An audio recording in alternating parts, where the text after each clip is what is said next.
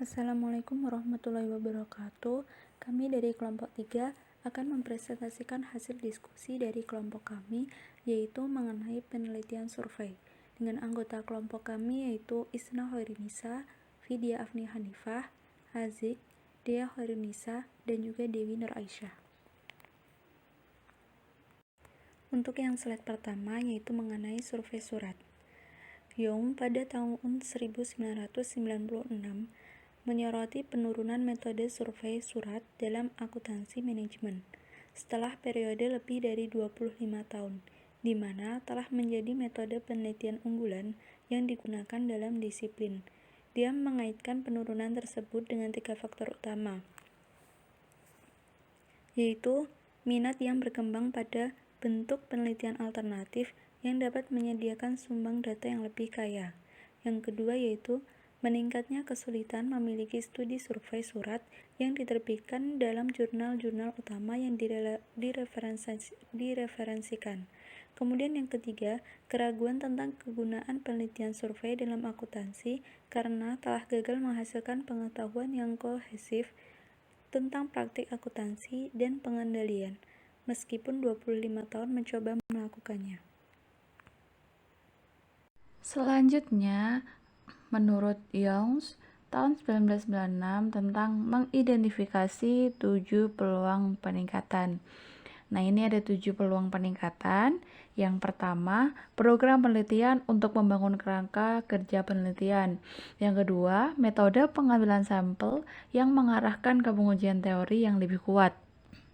Yang ketiga, penggunaan metode tipe Dillman untuk mencapai ukuran sampel yang lebih besar. Yang keempat, mengatasi masalah bias non-response. Yang kelima, beralih dari instrumen survei yang sudah ketinggalan zaman. Yang keenam, pengembangan survei atas dasar peningkatan pengetahuan organisasi. Dan yang terakhir, ada beralih dari ukuran subjektif yang dilaporkan sendiri ke evaluasi yang lebih objektif. Selanjutnya, ada masalah desain dan perencanaan. Akan menjadi penting dalam menentukan apakah survei surat konvensional sesuai, atau apakah survei yang dilakukan melalui telepon, email, atau melalui internet akan memberikan hasil yang superior dan atau hasil yang lebih hemat biaya. Akan membuat banyak perbedaan pada tahap perencanaan tergantung pada apakah kita menargetkan populasi secara umum atau proporsi yang sangat spesifik, misalnya pengelompokan profil tertentu atau bahkan CEO. Semakin sempit pengelompokannya, semakin penting bahwa kita memiliki perincian surat terbaru dari individu-individu yang akan dihubungi. Mungkin tampak jelas, tetapi dalam hal ini membantu jika kita telah dengan hati-hati menentukan pertanyaan penelitian dan hipotesis untuk mengarahkan tanggapan yang diharapkan. Terlalu sering dalam makalah penelitian dan disertai tampak bahwa survei telah dilakukan terlebih dahulu, mungkin karena ketersediaan akses yang oportunistik tanpa pertanyaan penelitian yang benar-benar dipikirkan. Jika kita mengharapkan tanggapan naratif, misalnya, kita harus memberi responden cukup ruang untuk memberikannya. Jika kita memiliki surat massal, kita memerlukan sistem pengkodean yang efisien untuk menangani semua pertanyaan tertutup. Selanjutnya, jika kita meminta pengetahuan, maka pertanyaan harus mengacu pada hal-hal yang secara wajar dapat kita asumsikan diketahui oleh responden tanpa harus mencari tahu atau mencari detailnya. Yang selanjutnya yang menjadi pertimbangan mengenai masalah desain dan perencanaan yaitu beberapa penulis yaitu Parker pada tahun 1992 menyarankan bahwasannya pertanyaan yang pendek dan mudah harus digunakan di awal, yang mengarah ke pertanyaan yang paling penting di tengah saat melakukan sebuah survei. Kemudian diikuti oleh pertanyaan yang relatif lebih pendek dan lebih mudah untuk dijawab menjelang akhir dari survei untuk mendorong penyelesaian dari seluruh dokumen yang telah disiapkan untuk sebuah survei. Kemudian pertimbangan yang selanjutnya yaitu kuesioner yang panjang lebih hemat biaya, akan tetapi jika benar-benar dikembalikan Panjang optimal tergantung pada format instrumen survei. Misalnya, keinginan untuk meninggalkan ruang kosong atau persyaratan untuk menyediakan celah untuk masukan naratif. Tetapi biasanya tidak diperbolehkan lebih dari 4 halaman untuk populasi yang umum. Selanjutnya yaitu mengenai pertimbangan dalam pengumpulan data. Yang pertama yaitu penggunaan milis yang relevan dan up to date atau yang terbaru. Kemudian yang selanjutnya, survei harus menargetkan responden tertentu yang disebutkan namanya. Kemudian yang ketiga yaitu merekam jawaban dengan sebuah media perekam. Kemudian yang keempat yaitu umpan balik atau feedback kepada responden. Kemudian yang kelima yaitu organisasi sebuah perusahaan. Kemudian yang keenam yaitu masalah kurangnya responden. Kesalahan pengukuran. Menurut Andrews tahun 1984 menetapkan 3 jenis kesalahan pengukuran, yaitu bias acak, tidak ada yang memotivasi untuk menyelesaikan survei saat dibuka, jadi serangkaian tindak lanjut yang terperinci. Kesalahan dan kesalahan yang berkorelasi atau sistematis.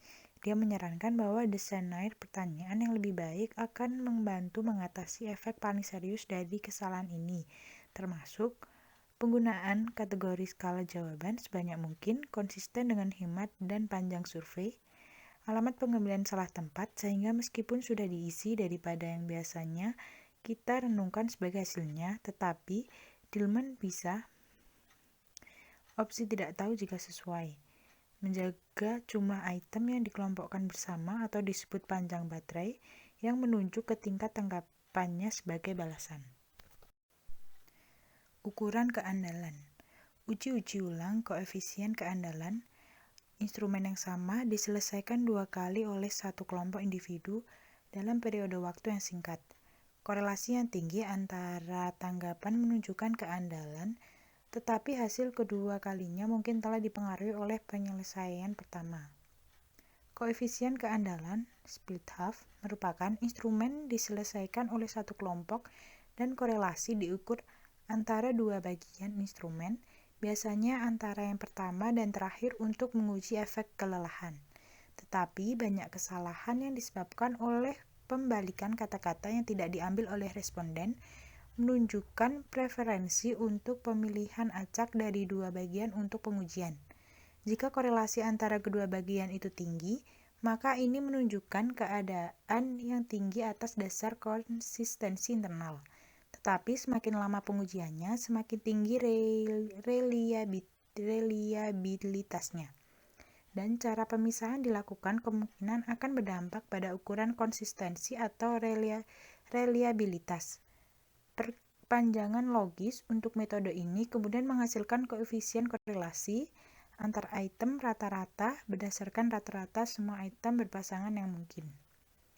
Kemudian koefisien alpha Cronbach adalah ukuran yang paling banyak digunakan terutama untuk instrumen yang baru dikembangkan dan mengatasi masalah pemisahan meskipun nilainya masih sepenuhnya bergantung pada jumlah item dalam instrumen. Jadi, kepekaan terhadap jumlah item harus dievaluasi untuk menunjukkan keandalan. Metode wawancara. Metode wawancara dibagi menjadi 3. Yang pertama, wawancara terstruktur.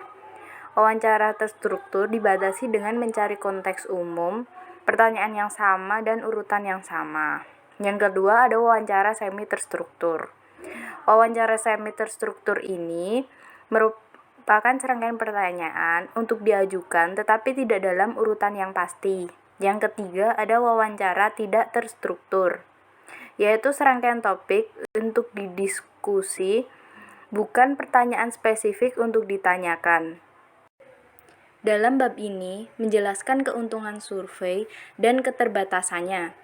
Kuesioner yang sangat terstruktur terbatas pada pertanyaan yang tidak kompleks, tidak dapat menyelidiki masalah secara mendalam, dan tidak ada kesempatan untuk menanggapi pertanyaan atau mengajukan pertanyaan lanjutan yang sesuai. Keterbatasan ini tidak signifikan selama pertanyaan dirumuskan dengan baik dan cakupannya relatif sempit. Mereka kemudian dapat memberikan tanggapan yang valid untuk pertanyaan penelitian. Seperti semua metode penelitian yang kita kaji dalam buku ini, pertanyaan tentang teori tidak dapat diremehkan. Teori yang baik menopang semua yang kita lakukan dan memungkinkan pengembangan konstruksi yang terdefinisi dengan jelas. Pengembangan instrumen penelitian yang andal untuk mengumpulkan data adalah salah satu kekuatan besar penelitian survei di bidang akuntansi. Terima kasih presentasi dari kami. Apabila terdapat kesalahan mohon dimaafkan. Wassalamualaikum warahmatullahi wabarakatuh.